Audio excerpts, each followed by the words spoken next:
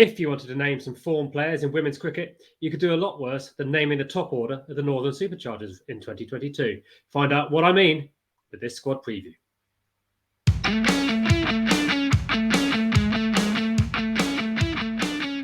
Welcome to the 100 Club. My name is Tom and I'm joined again by Rich as we start our series of previews for the women's competition, and starting today with the Northern Superchargers. If you're new here, welcome. It's lovely to see you. If you like what we do and want to see some more of it, then do hit the subscribe button and the like button too if you like it. And we'll be getting through all of these teams over the next couple of days. Rich, how you doing? Very well, Tom. The 100 men's tournament has just started. The first night wasn't so great, but we've just seen a belter with the Spirit narrowly beating the Invincibles, so excited to see more. Yeah, more of the latter, please. It was night and day compared to yesterday. And the Welsh Fire appeared to be a team in turmoil after less than a couple of hours of cricket. But we'll see. We'll see. Let's not talk about them right now. Let's talk about the women.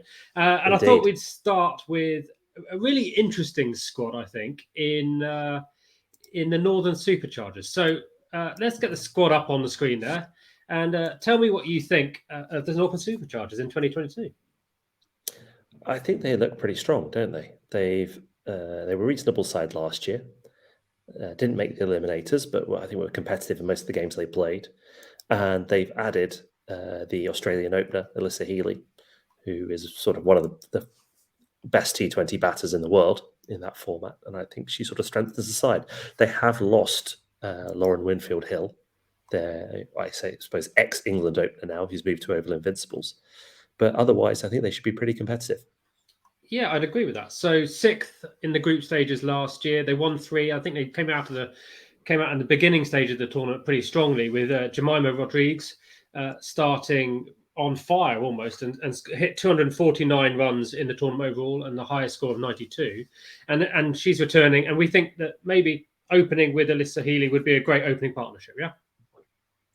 Yeah, although Laura Wolvaardt did open a few times in the recent tour of South Africa to England, so perhaps it'll be Wolvaardt and Healy with Rodrigues coming in at 3. Rodrigues has managed to get herself back into the India side, having been in and out over the last sort of 12 months. She scored a 50 yesterday in the Commonwealth Games against Barbados, so she's bringing a bit of form into it. So I think it'd probably be Healy and Wolvaardt personally, with Rodrigues at 3, but I think they're fairly interchangeable. Yeah, and as I said in my opener, this is some form at the top of the order here, and Laura Wolvaardt, perhaps the best form of all of them. I mean, Alyssa Healy hit 2 centuries against England in the recent series against Australia versus England in the ODI format, and then Laura Wolvaardt just seems to be scoring runs for fun. I mean, at the moment, I don't think there's a better batter in the white ball format. Am I over pitching it there? Do you think?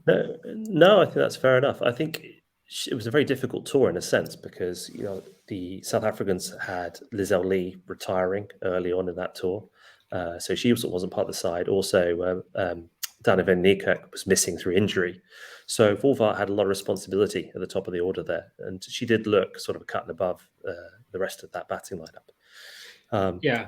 Technical quality and also the power that you need in the shorter formats.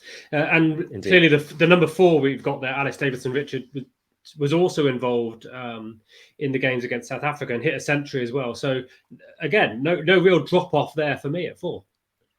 Exactly. Yeah. A fantastic all-rounder, getting England recognition, well deserved.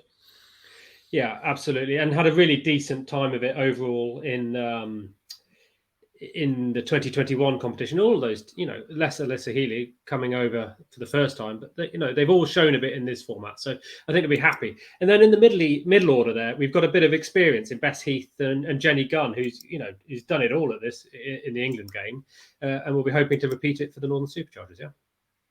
Indeed. And I'm interested to see a little bit what happens in the bowling attack, particularly around players who've done very well in the Charlotte Edwards Trophy earlier this summer. Of course, that's the women's 20-over competition that takes place May, June time. Kalea Moore, in particular, who you've got down on the list there, batting number 8, she was absolutely miserly in that competition. She went for just 4.85 runs per over.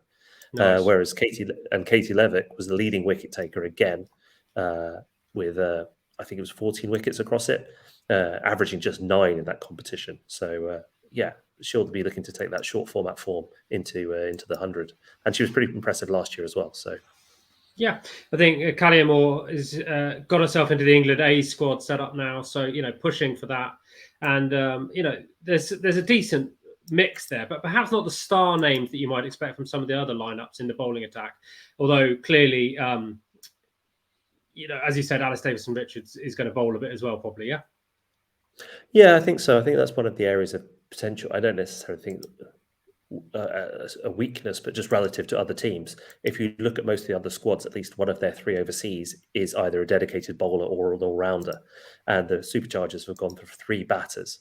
I guess you could say Healy's a wicket-keeper batter, but they've gone for 3 batters in their overseas who will play. I mean, Heather Graham will be the backup, I think, judging by the sort of the relative reputations. So it's going to be a wholly domestic bowling lineup. Will they have enough to hold back some of the stronger batters? That will be the key question mark. Yeah, Heather Graham's an interesting case. Played for the Trent Rockets last year. Did really quite well. Took some wickets, got some runs, but as you say, probably is looking to miss out against the other 3. They can only play 3 overseas players on a match day squad, but it's good depth and good quality there.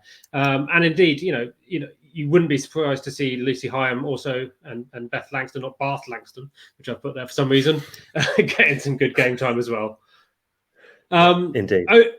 Overall, then, is this a squad that's improved over 2021? And how do you see it faring in the competition? Well, I think that overall, they're slightly improved. I think Alyssa Healy is an upgrade on Lauren Winfield-Hill. But otherwise, have they done enough to substantially improve their chances above that 6th finish last time? I suppose you could say if the top 3 fire all at once, then that will get them to very competitive totals. Yeah. But if you're the opposition and you look at that and you think, if we get them 2 wickets down early, you're going to think you're in a very strong position to win the game. And likewise, if they're bowling first, can they do enough with that domestic lineup of bowlers to hold teams down to titles, to targets that they'll be able to chase down? Again, so dependent on that top 3 or top 4, if you can include Alice Davidson-Richards as well in that. Yeah, I'd absolutely agree with that. I think it hangs a lot on that opening 3 or 4 batters. That's where they'll make or break. And I think very much like the Northern Superchargers men, I'm afraid, they'll probably win a few, but may not make the eliminator stages. But they may prove me wrong, of course. This is a very touch and go format. Okay, Rich, that was a quick preview of the Northern Superchargers women, and they'll be starting with all the women's games. I think they start next Thursday, so we're looking forward to that on the conclusion of the Commonwealth Games.